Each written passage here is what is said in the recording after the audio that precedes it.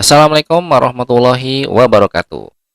Pada sesi kali ini kita akan membahas mengenai pengenalan game mekanik. Tujuan dari materi ini adalah agar para peserta mampu menganalisis tentang berbagai jenis mekanik dalam game dan juga bisa membedakan antara mana mekanik utama dan mana mekanik sekunder. Dan yang paling penting adalah para peserta juga dapat mendokumentasikan hasil rancangan mekaniknya dalam bentuk dokumen.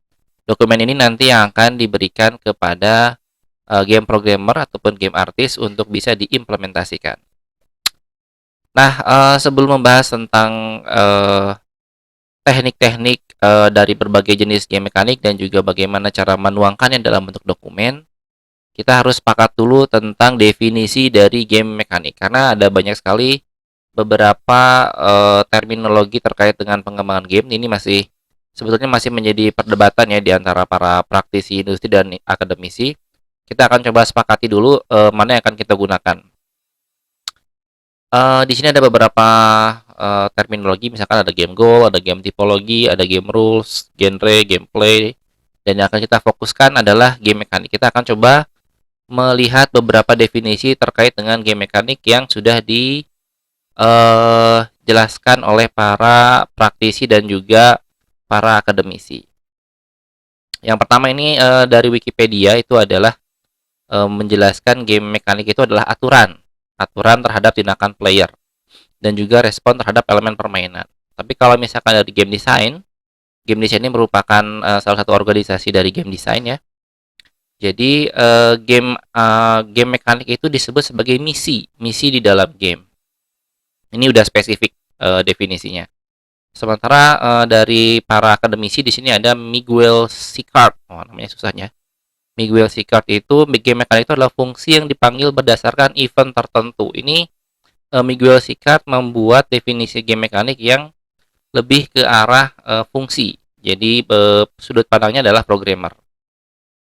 Hal yang sama juga dilakukan oleh Robin Hunicke, apa namanya? Hunicke. Jadi game mekanik adalah komponen dasar dalam game berbasis algoritma dan struktur data. Jadi cara sudut pandangnya adalah sama berdasarkan fungsi dalam bentuk pemrograman. Nah, mungkin yang akan kita jadikan acuan adalah versinya Ernest Adam. Ini agak sedikit menggabungkan antara sudut pandang programmer, akademisi dan juga sudut pandang dari praktisi. Jadi game mekanik itu adalah fungsi aktif yang memberikan challenge bagi player. Ini sudut pandang programmer dan memberikan efek kepada player dalam lingkungan game. Jadi ini juga aturan terhadap player di dalam lingkungan game. Jadi game mekanik itu memang hubungan antara algoritma dan juga hubungan antara visual yang akan terjadi di dalam game. Ini kita sebut sebagai game mekanik. Terus di sini ada beberapa definisi lain. Di sini ada game goal. Game goal itu adalah tujuan utama player untuk memenangkan game. Ini untuk game tipologi dari Michael Debus. Ada 10 jenis game goal. Game goal itu tujuan akhir seorang pemain dalam memenangkan game. Kalau game tipologi adalah 10 jenis game goal. Jadi misalnya salah satu game goal itu adalah contohnya reach ya. Reach itu adalah mencapai titik tertentu. Ketika seorang player mencapai titik tertentu dia menang. Nah, itu salah satunya adalah game tipologi. Jadi ada 10 jenis ya yang dibuat oleh Michael Debus. Terus gameplay ini adalah kombinasi dari game mekanik yang menghasilkan experience, dan game dinamik ini biasanya istilah dari akademisi juga. Jadi kombinasi antara game mekanik secara runtime. Jadi game mekanik dianggap sebagai fungsi. Nah, fungsi ketemu dengan fungsi berubah menjadi game dinamik. Contohnya mungkin kalau dari game dinamik ini adalah seperti permainannya Flappy Bird. Flappy Bird itu game mekanik yang pertama adalah burungnya bisa bergerak dari kiri ke kanan. Terus mekanik yang keduanya adalah pipa yang bermunculan secara random. Dan mekanik yang ketiga itu adalah ketika di tap si burungnya akan naik ke atas, kalau tidak di tap dia akan turun ke bawah. Nah, ketiga mekanik itu ketika digabungkan itu akan berubah menjadi suatu dinamika dalam permainan. Itu disebutnya game dynamic.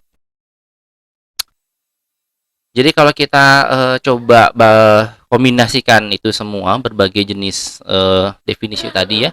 Jadi yang namanya game mekanik yang menjadi tujuan dari pembahasan kita itu akan terdiri menjadi dari core mekanik dan secondary mekanik. Ini kalau tadi saya contohkan dengan Flappy Bird, core-nya itu adalah yang pada saat di tap, pada saat kita mengendalikan burungnya. Tapi kalau secondary itu adalah kemunculan dari pipa. Nah, dan dari situ digabungkan core sama secondary akan berubah menjadi game dynamic ya. Tapi kita nggak bahas itu.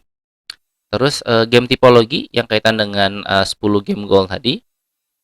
Nah, keseluruhan dari kombinasi dari game mekanik, game tipologi, game goal itu kita anggap sebagai gameplay. Jadi karena udah menjadi satu kesatuan. Kurang lebih seperti inilah komposisi dari gameplay, game tipologi, dan game mekanik yang kita sepakati. Kita akan fokus kepada game mekanik. Jadi yang akan dilanjutkan pembahasannya pada sesi-sesi berikutnya adalah kita akan mengambil bagian terkecil dari game mekanik dan kita akan membreakdown game mekanik ini sesuai dengan teorinya Ernest Adam. Ernest Adam itu membagi game mekanik menjadi 9. Ada PC calculation, avatar controlling, entity statistic, internal economy, linear progression, branching progression, tactical maneuvering, social interaction, dan gameplay balancing. Untuk physics calculation ini berkaitan dengan gerak benda, kecepatan gravitasi, dan tumbukan. Kalau avatar controlling ini biasanya berkaitan dengan interaksi player ya, input dalam bentuk keyboard, mouse, atau the direction pad. Kalau entity statistik itu kaitannya dengan perhitungan skala variabel. Internal ekonomi sama sebetulnya, cuman dia bentuknya bisa internal bisa eksternal. Eksternal itu biasanya top up player. Kalau internal itu biasanya adalah pembelian di dalam toko dalam game. Linear progression sama branching progression ini kaitannya dengan storytelling ya. Mungkin nanti di sesi storytelling ada sedikit penjelasan tentang spektrum storytelling. Jadi kalau linear itu biasanya dipakai untuk fully traditional storytelling, jadi memang ceritanya lurus. Kalau branching nanti ada namanya open ended atau fully player driven storytelling. Jadi branching story itu player bisa menentukan arah dari endingnya sendiri. Ini biasanya pakai branching progression. Tactical maneuvering ini biasanya dipakai buat game-game yang sifatnya adalah strategi. Kalau social interaction kaitannya dengan eksternal third party API ini ya, API media sosial. Biasanya kalau ada kayak Mobile Legend tuh, kalau misalkan kita sudah membeli sebuah karakter, nanti akan ada tombol sharing di Facebook. Nah, itu biasanya ada beberapa mekanik yang ditujukan untuk terintegrasi dengan API media sosial seperti Twitter, Facebook, biasanya yang dua itu yang sering dipakai. Kalau game balancing ini berkaitan dengan namanya model matematika supaya antara player dengan musuhnya itu nggak terlalu jauh. Jadi agak-agak seimbang lah. Jadi tidak terlalu OP ya si musuhnya. Baik, untuk detail dari setiap physical calculation akan saya jelaskan di sesi selanjutnya. Terima kasih banyak atas perhatiannya. Assalamualaikum warahmatullahi wabarakatuh.